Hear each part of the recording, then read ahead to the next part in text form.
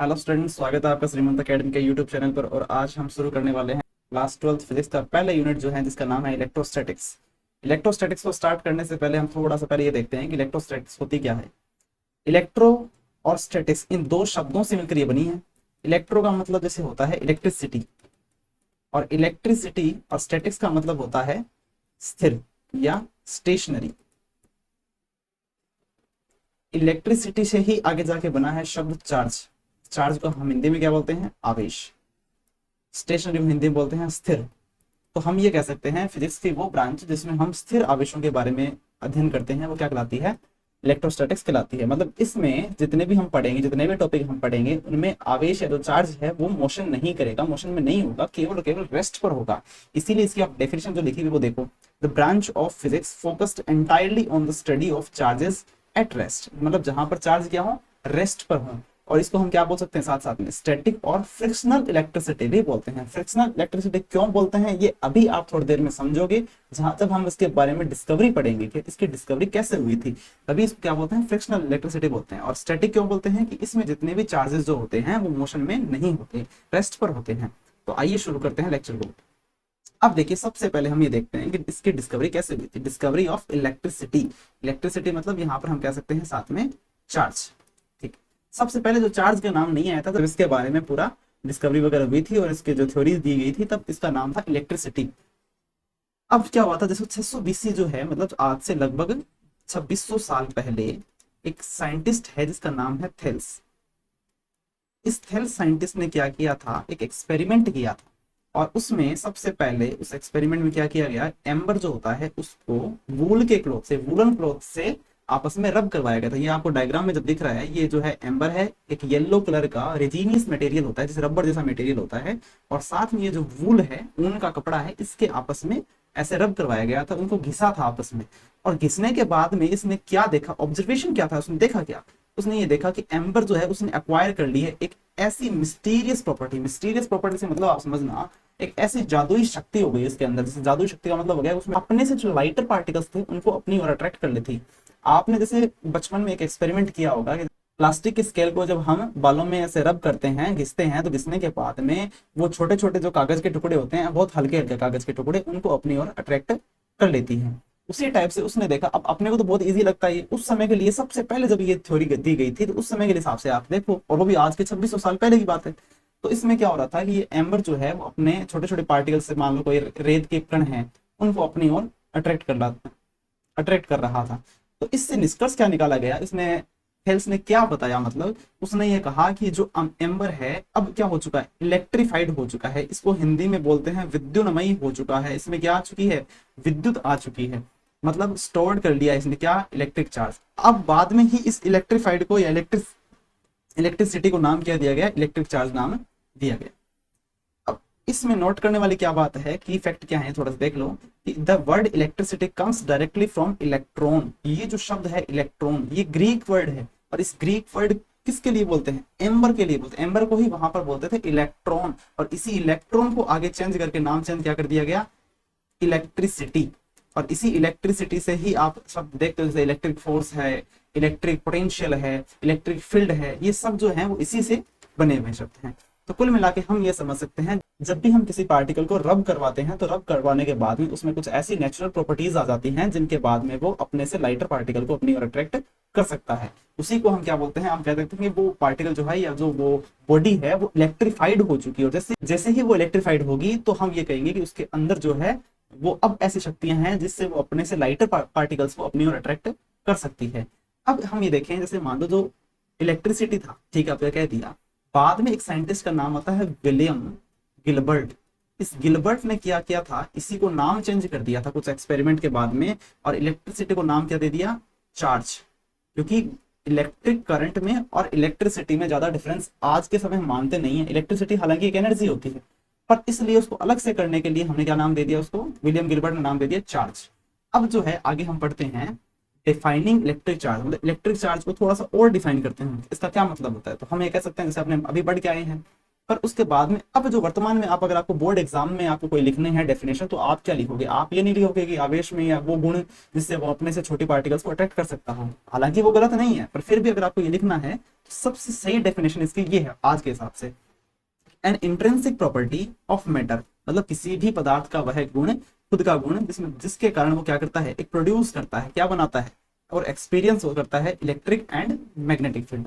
मतलब कोई भी पदार्थ अगर उसमें इलेक्ट्रिक चार्ज होगा तो इलेक्ट्रिक चार्ज के साथ साथ में वो क्या करेगा, वो इलेक्ट्रिक फील्ड भी बना सकता है और मैग्नेटिक फील्ड भी बना सकता है। हालांकि इलेक्ट्रिक फील्ड और मैग्नेटिक फील्ड के बारे में आपके पूरे कोर्स में दिया गया है और बहुत डिटेल से दिया गया है, हम समझेंगे, पर एक बार के लिए आपको ये समझना है कि चार्ज जो होगा, चार्ज जिससे ही किसी बॉडी के अंदर आएगा तो वो अपने आसपास इलेक्ट्रिक फील्ड भी बनाएगा और मैग्नेटिक फील्ड भी बनाएगा, और साथ में वो किसी दूसरे इलेक्ट्रिक फील्ड या मैग्नेटिक फील्ड में जाएगा तो उनको फील भी करेगा, एक्सपीरियंस भी करेगा।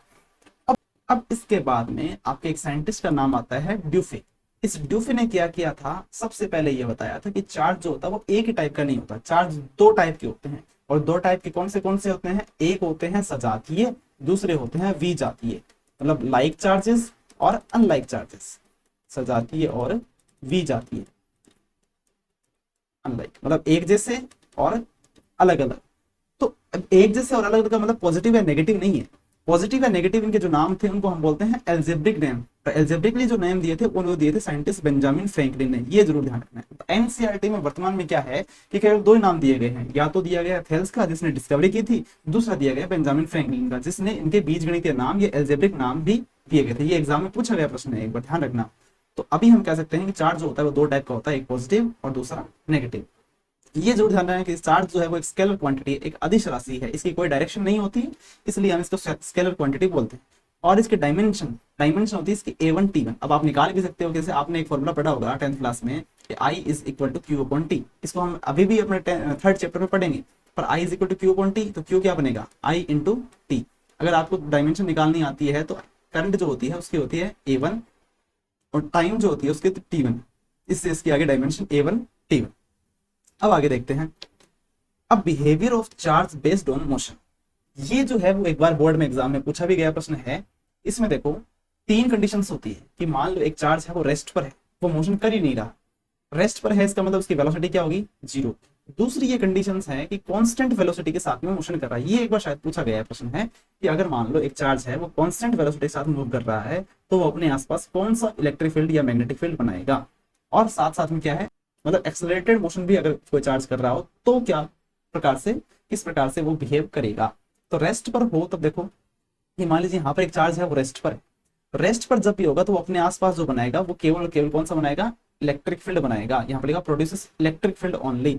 पर जब अगर वो मोशन में होगा तो मोशन के टाइम में वो क्या करेगा, produces electric and magnetic field, मतलब साथ साथ में इलेक्ट्रिक फील्ड भी बनाएगा और मैग्नेटिक फील्ड बनाएगा। बच्चे क्या करते हैं, इतना से याद रखते हैं कि जब इमोशन में होता है तो अपने आसपास मैग्नेटिक फील्ड बनाता है, पर मैग्नेटिक फील्ड तो बनाता है, इस पर इसका मतलब ये नहीं है कि इलेक्ट्रिक फील्ड को भूल जाता है क्या। किसी भी चार्ज की इंट्रिंसिक प्रॉपर्टी हम भी बढ़ के आए हैं, वो इलेक्ट्रिक फील्ड तो बनाएगा ही बनाएगा, साथ साथ में क्या बनाएगा, मैग्नेटिक फील्ड भी बनाएगा। अब देखिए एक्सेलरेटिंग में क्या होगा, जब वो एक्सेलरेटेड मोशन करता है तो एक्सेलरेटेड मोशन के टाइम में इलेक्ट्रोमैग्नेटिक वेव्स बनाता है, मतलब अपने आसपास में क्या करता है, एनर्जी को रेडिएट करता है। अब इलेक्ट्रोमैग्नेटिक वेव क्या होती है इसके बारे में हम 8th चैप्टर में डिटेल से पढ़ेंगे, पर उसके लिए सबसे पहले हम थोड़ा देख ले जरूर लेते हैं कि जब भी मान लो इसकी वेलोसिटी नॉन जीरो हो और साथ साथ में एक्सेलरेशन भी नॉन जीरो हो तब अपने आसपास क्या बनाएगा, एक ईएम वेव बनाएगा, इलेक्ट्रोमैग्नेटिक वेव बनाएगा। इसमें होते क्या है, केवल एक इलेक्ट्रिक फील्ड होता है, दूसरा मैग्नेटिक फील्ड होता है, एक दूसरे के परपेंडिकुलर होते हैं और मोशन करते हैं, तो ये है इलेक्ट्रोमैग्नेटिक वेव। अब जो है वो हम ये देखते हैं कि जो चार्ज होता है उसके कुछ मेजरमेंट्स और यूनिट्स के बारे में थोड़ा सा पढ़ते हैं कि हम चार्ज का मेजरमेंट किस टाइप से करते हैं और किस यूनिट्स में करते हैं। स्टैंडर्ड यूनिट्स की बात करते हैं सबसे पहले तो हम, तो ऐसा यूनिट जो होती है वो उसकी होती है कूलम। कूलम जो है वो साइंटिस्ट के नाम पर है, इसीलिए आप देख सकते हो ये कैपिटल लेटर में लिखा गया है। एमकेएस यूनिट जो होगी वो जैसे अभी हमने एक फॉर्मूला देखा था I is equal to Q upon T, इससे आप देख सकते हो Q की वैल्यू क्या आएगी, I इंटू T। इससे I का जो यूनिट है वो क्या होता है, एम्पियर, और टाइम क्या होता है, सेकंड होता है, इसलिए एमकेएस यूनिट क्या हो जाएगा, ampere into second. CGS unit हमें याद करने की जरूरत है, वो होता है स्टेट कूलम, जिसको हम ESU बोलते हैं, इलेक्ट्रोस्टैटिक यूनिट, ESU। इसी को हम आगे जाके क्या बोल देंगे, फ्रैंकलिन बोल देंगे। अब एक्सट्रीम्स की बात क्या है, ये इंपॉर्टेंट है एग्जाम के पॉइंट ऑफ व्यू से। ये क्या पूछते हैं कि लार्जेस्ट यूनिट जो होती है वो क्या होती है, फैराडे होती है। फैराडे एक साइंटिस्ट का नाम है, 1F से लिखते हैं इसको।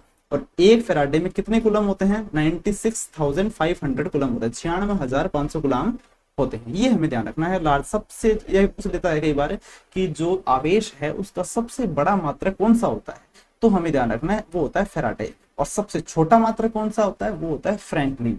अब हम अगर हमें ये कहे कि एक कूलम की परिभाषा लिखनी है, 1 कूलम की डेफिनेशन बताओ, तो हम किस प्रकार से डिफाइन करेंगे? एक कूलम होता कितना है उसको डिफाइन करना है। अब देखिए इसी फॉर्मूले पे आते हैं दोबारा। अगर एक कूलम बनाना है अपने को, तो अगर मान लो कोई भी एक कंडक्टर है, उस कंडक्टर में करंट जो फ्लो हो रहा है वो 1 एम्पियर का हो रहा हो, और टाइम कितना लग रहा हो? 1 सेकंड लग रहा हो, तो हम ये कह सकते हैं, मान लीजिए कोई कंडक्टर है, 1 सेकंड में उसमें 1 एम्पियर का करंट फ्लो हो रहा हो, तो उसमें जो चार्ज फ्लो होता है 1 सेकंड में वो कितना होता है? 1 कूलम होता है। मतलब देखिए if 1 ampere of current flows through a wire for 1 second, मतलब 1 एम्पियर करंट 1 सेकंड के लिए फ्लो हो रहा हो, तो उसमें जो चार्ज फ्लो हो जाएगा वो कितना हो जाएगा? 1 कूलम हो जाएगा।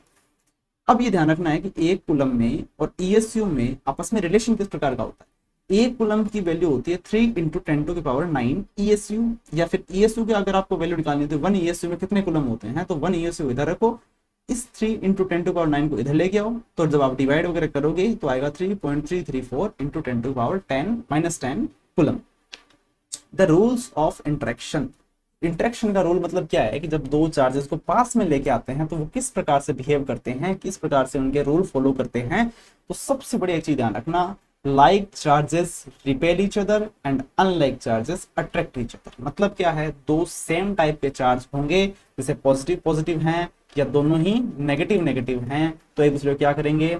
रिपेल करेंगे, प्रतिकर्षित करेंगे। रिपेल का मतलब क्या होता है हिंदी में? प्रतिकर्षित।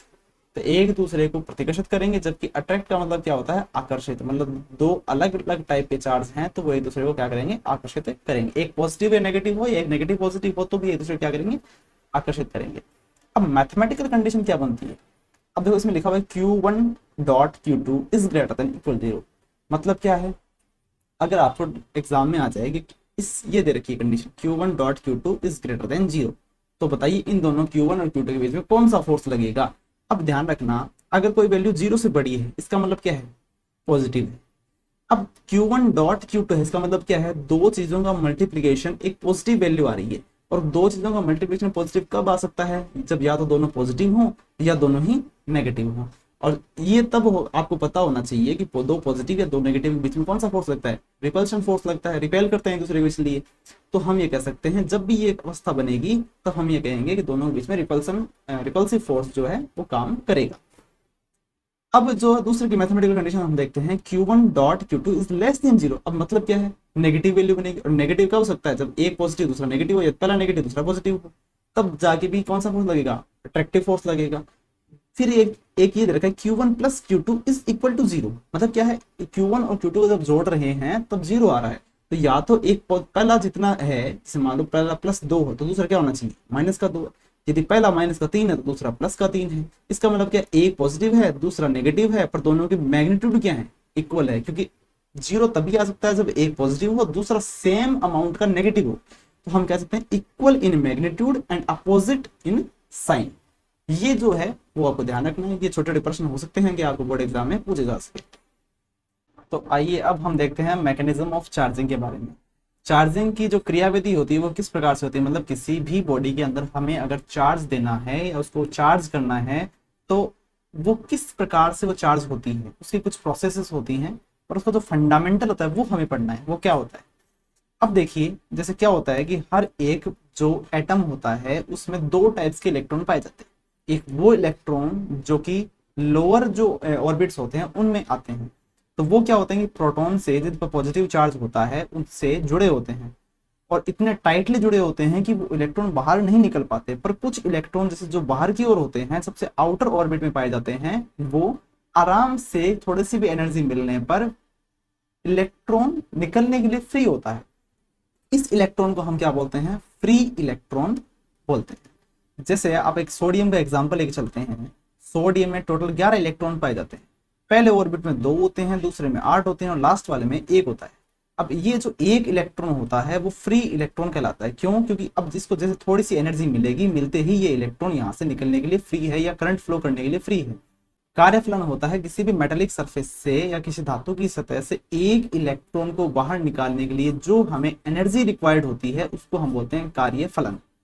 जो भी हमें एनर्जी चाहिए उसको हम बोलते हैं कार्यफलन। मतलब क्या होगा, जैसे मान लीजिए कोई 2 इलेक्ट्रॉन वोल्ट की एनर्जी चाहिए, उसका जैसे वर्क फंक्शन है किसी भी मेटेलिक सरफेस का वो 2 इलेक्ट्रॉन वोल्ट का है, तो इसका मतलब क्या है, जिससे ही आप उसको 2 इलेक्ट्रॉन वोल्ट की एनर्जी दोगे उसमें से इलेक्ट्रॉन बाहर निकल जाएंगे।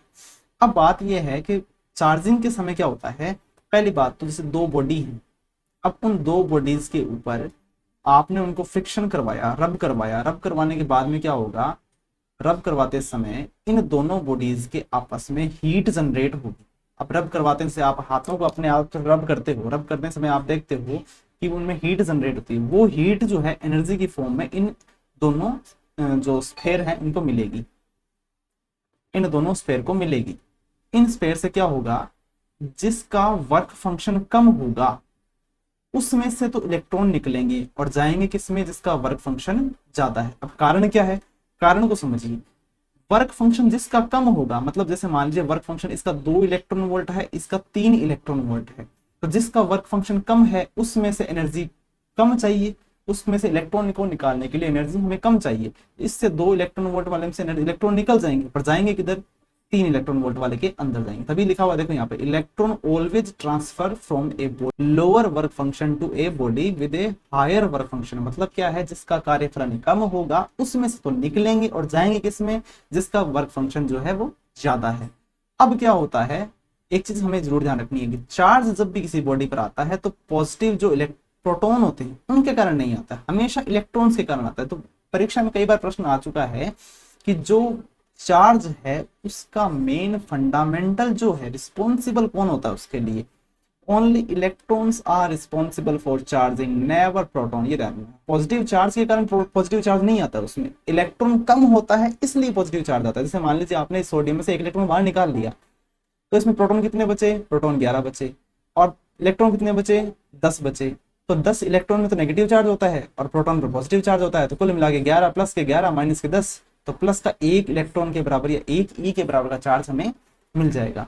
पर ये देखिए, लूजेज इलेक्ट्रॉन्स, मतलब इलेक्ट्रॉन की अगर कमी आएगी, इलेक्ट्रॉन अगर किसी में कम होंगे, कम कब होंगे, जब जिसमें से वर्क फंक्शन जिसका कम होगा उसमें से इलेक्ट्रॉन कम हो जाएंगे, तो वो क्या हो जाएगा, पॉजिटिव हो जाएगा। जबकि मास जो है उसका कम होगा कि ज्यादा होगा, मास में आप देखिए, मान लीजिए आपके पास इलेक्ट्रॉन है या कोई बॉडी है, उस बॉडी को आपने उसमें से निकाल दिया, निकालते क्या होगा, उसका मास कम हो जाएगा। जबकि यही अगर इलेक्ट्रॉन की संख्या बढ़ेगी तो संख्या बढ़ने से इलेक्ट्रॉन जो है वो एक्स्ट्रा ऐड हुआ है, इलेक्ट्रॉन ऐड होता है, इलेक्ट्रॉन कौन सा चार्ज होता है, इलेक्ट्रॉन नेगेटिव चार्ज होता है, तो इसलिए वो बॉडी जो है वो नेगेटिव बन जाएगी। फॉर एग्जांपल जैसे मान लीजिए यहाँ पर 11 है, आपने 1 इलेक्ट्रॉन एक्स्ट्रा ऐड कर दिया तो 12 हो जाते, तो 1 माइनस का ई के चार्ज बच जाता।